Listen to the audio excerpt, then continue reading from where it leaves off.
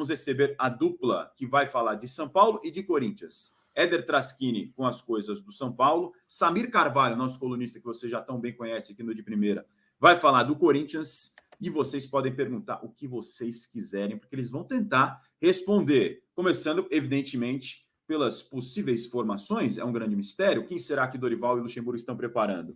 Bom dia, Éder Traschini. Bom dia, Samir Carvalho. Sejam bem-vindos ao De Primeira. O palco é de vocês. Eu vou começar com o mandante, que é o Éder Traschini, com as coisas do São Paulo. Depois eu passo a bola para o Samir Carvalho. Éder, como é que o São Paulo está se preparando depois desse empate com o Flamengo no Maracanã?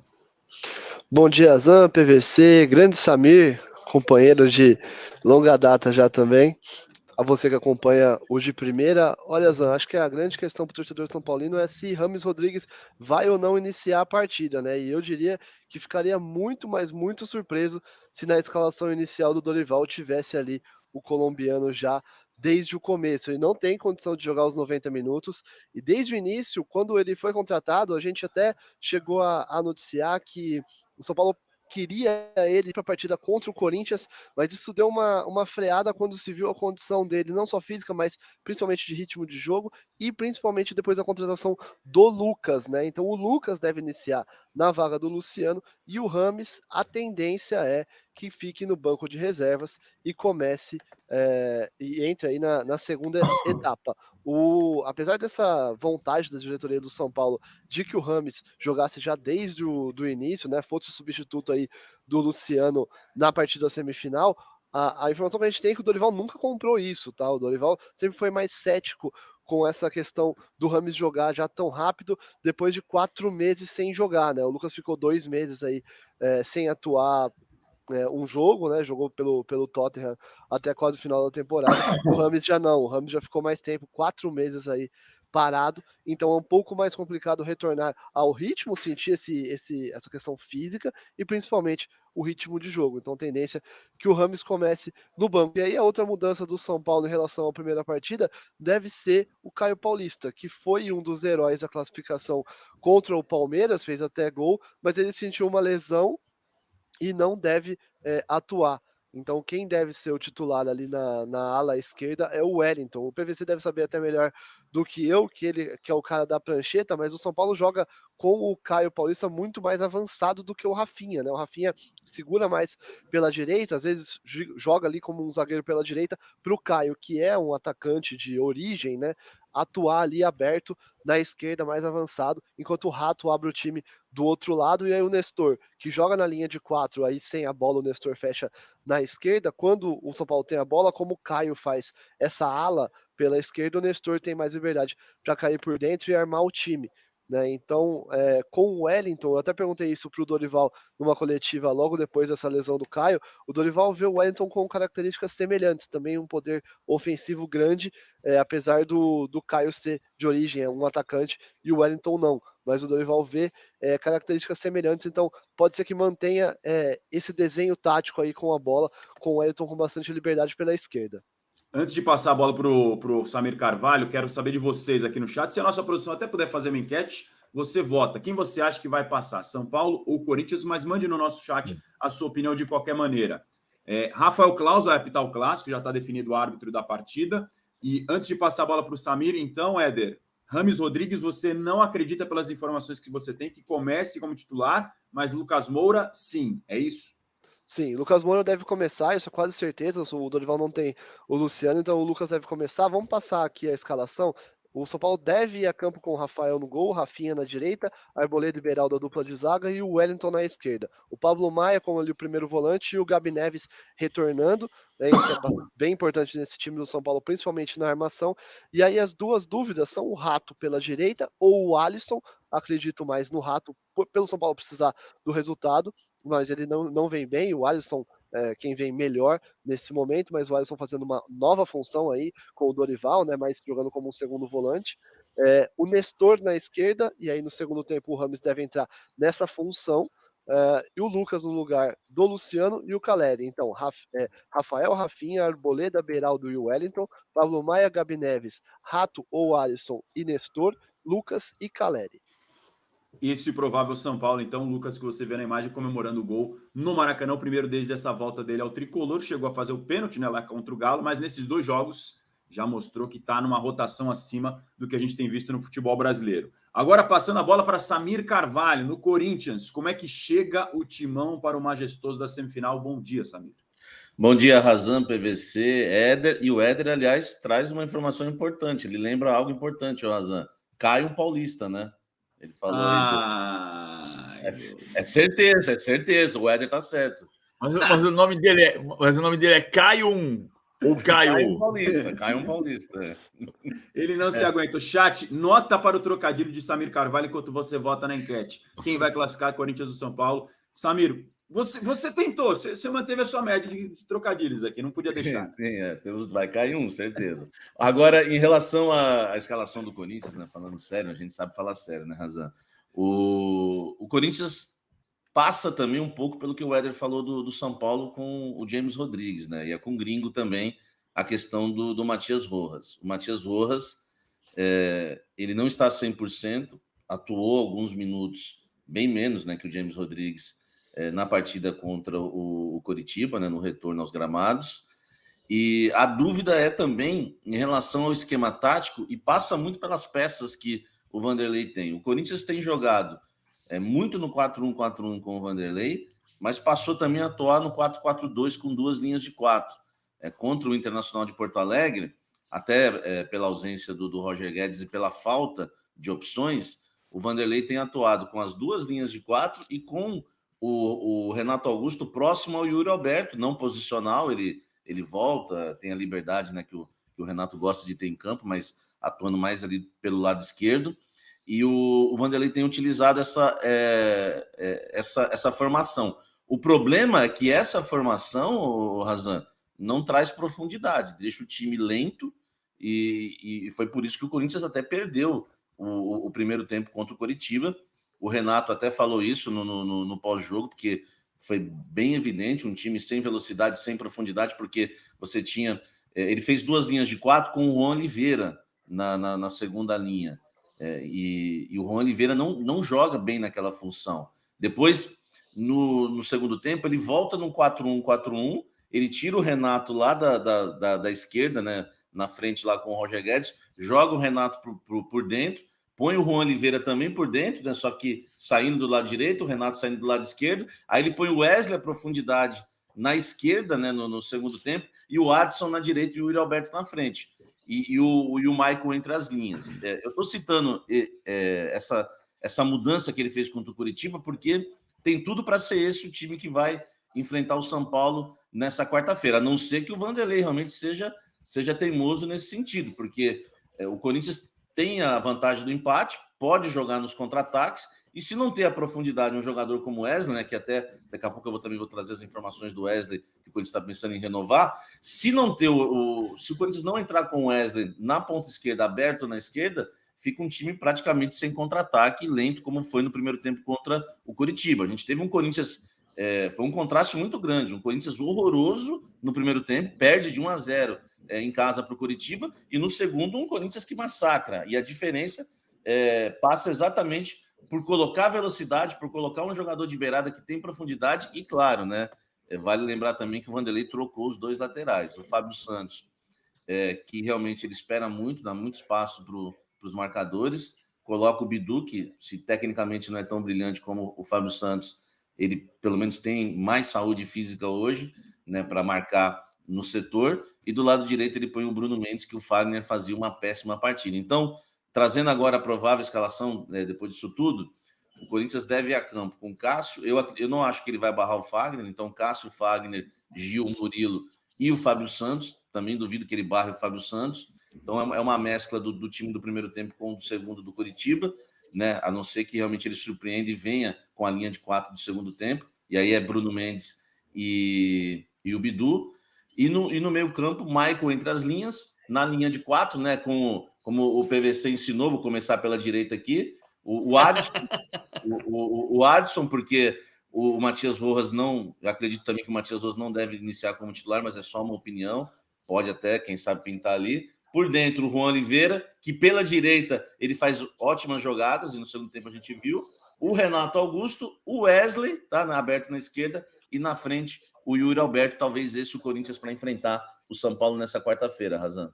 Samir, queria te perguntar duas coisas. Uma delas, acho que você já meio que respondeu nessa tua explicação da provável escalação. Primeiro, quem que faz a função do Roger Guedes, que era o principal jogador do Corinthians em gols, saiu entre a primeira e a segunda semifinal. Quem que você acha que faz essa função?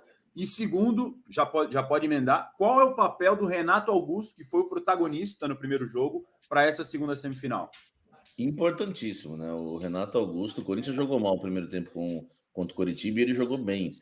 E ele tem jogado bem em todas as funções. Então, o Renato é primordial, né, nessa escalação do Corinthians, muito mais que o Matias Rojas, pela experiência, pela armação de jogadas, pelas finalizações da entrada da área.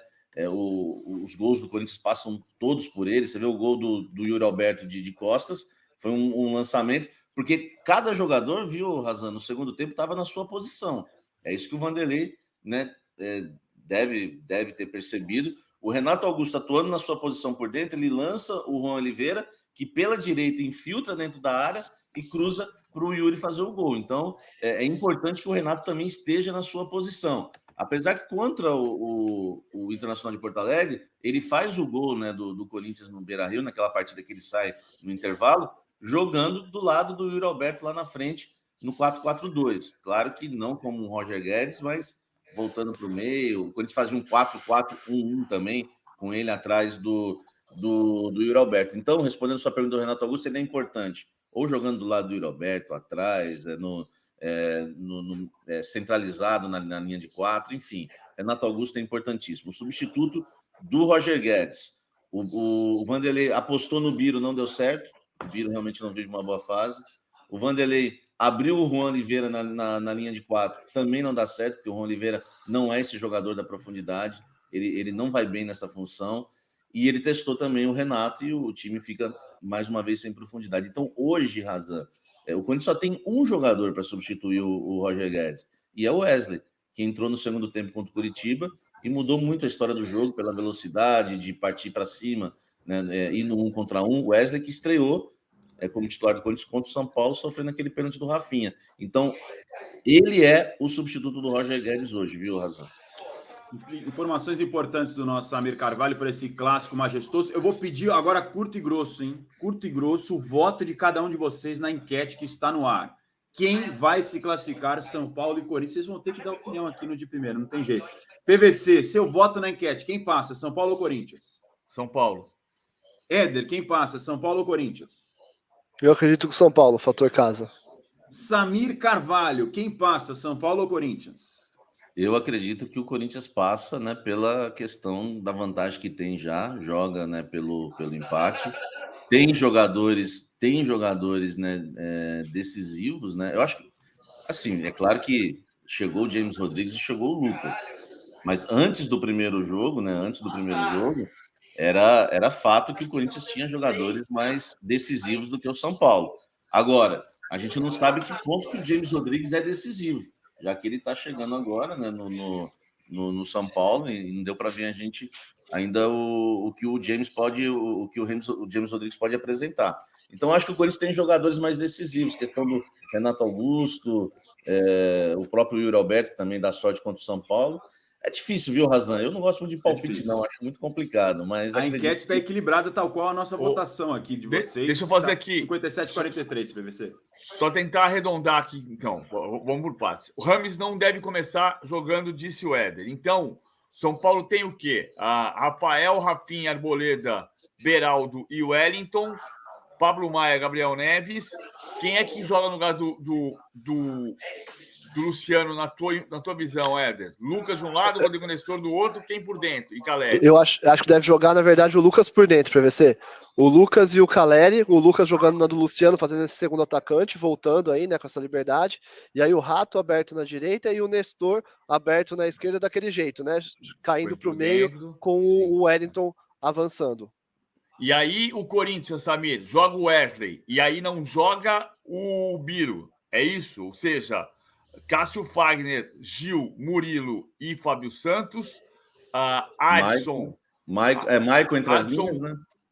Maicon, Adson, Renato Augusto, Juan Oliveira e Wesley e o Roberto na frente.